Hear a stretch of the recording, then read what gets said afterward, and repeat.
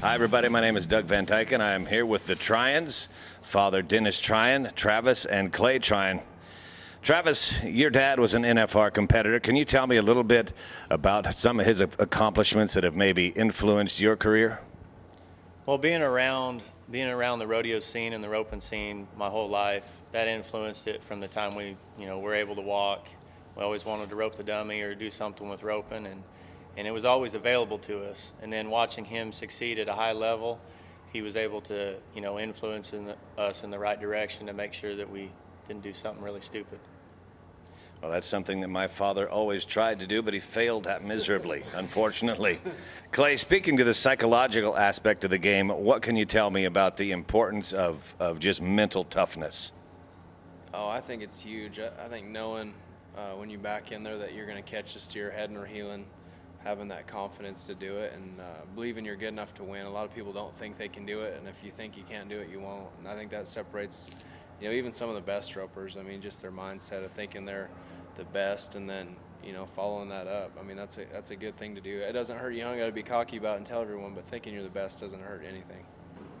Now, and like you were saying, you don't want to be cocky about it, and I mean this in the most respectful way, but you do have a very confident air about you. Do you feel that that is a product of or a result of your success?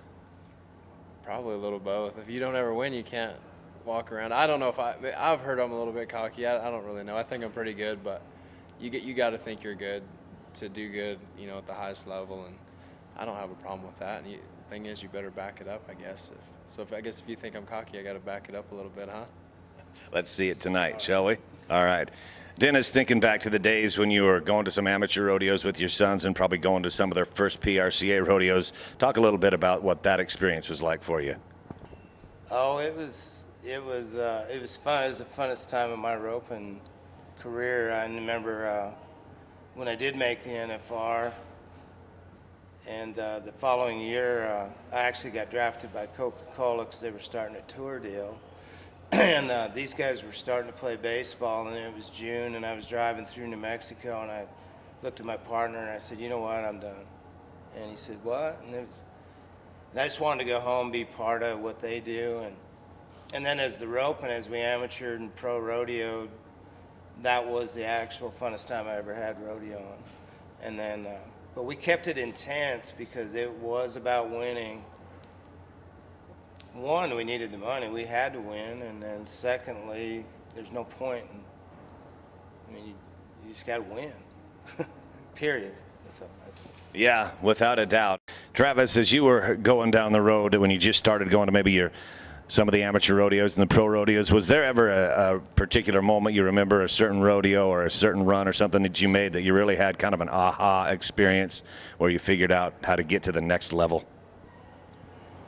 I don't think it wasn't succeeding. It was failing that I think got me to the next level, because it sounds funny you say it that way, but I mean, I didn't have a bunch of success when I was young rodeoing, making amateur finals and stuff, but the year before I made, or a year and a half before I made the NFR, I didn't make the amateur finals up here. So and rodeoed all summer, went to almost every rodeo and didn't make it, and barely made the circuit finals that year. So that was an eye-opening experience, and it drives you. Sometimes when you lose, it either is gonna make you quit, or you're gonna get better and not let it happen again.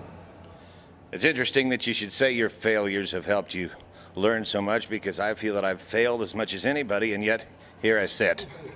What about you, Clay? Have you had an aha moment that you recall? Man, not just one moment stands out. I think it's just a slow process looking back. I remember, though, the first year before that I could even amateur rodeo, I would go to the rodeos in junior breakaway, but I went to team rope and jackpots all the time, and I was starting to get better and got a little bigger and stronger and starting to get better, heading fast. And I just remember my dad telling me that, "Man, I'm going to rope with you next year. You head as good as these guys that I'm going against now." And so then the next year I got to rope, and I think we went to like 22 rodeos, and I won first place at 8 of them. So I was 15 years old and already thinking I was pretty good.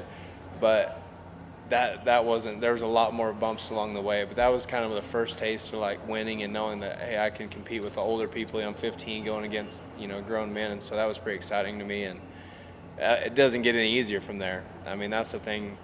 I work harder at it now, and I would get told I'm the best there is in the world, and I work harder at it now than I ever did before. And you would think it'd be the opposite. You could let down. I think nowadays you got to work at it harder, or I know I do, than I ever did before. Well, just strictly from a amateur at best, watching the team roping world, the whole team roping industry is getting so competitive. You're getting stronger, faster horses. People are just figuring out how to get quicker and quicker.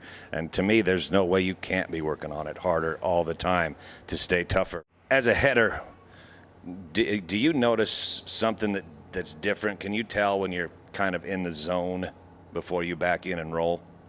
Oh, most definitely. And to me, the zone is just starting to make a few good runs in a row, and then you get some confidence, and you don't doubt what you do, and you're scoring good, and your horse is working good. And yeah, I mean, this summer alone, I roped terrible. I was not in the zone, and I was overthinking everything. I couldn't even sleep at night just because wasn't roping very good. It was bugging me so bad. But then just got a few under my belt, caught, and I won Cheyenne. And then from like then on, I won 8,000 to 10,000 rodeoing every single week, and that's hard to do in August. I won $50,000 in the month of August, and I doubled what I'd won the whole year before, and so that's hard to do. So I was kind of in the zone then, and just started roping like I feel like I should, but I just wasn't doing it. Well, it darn sure has showed up this year. You've had a phenomenal year. And we look forward to seeing you at the finals again. You're setting out first in the world right now, looking down the barrel of another world championship, and want to wish you the very best of luck. Thanks, gentlemen.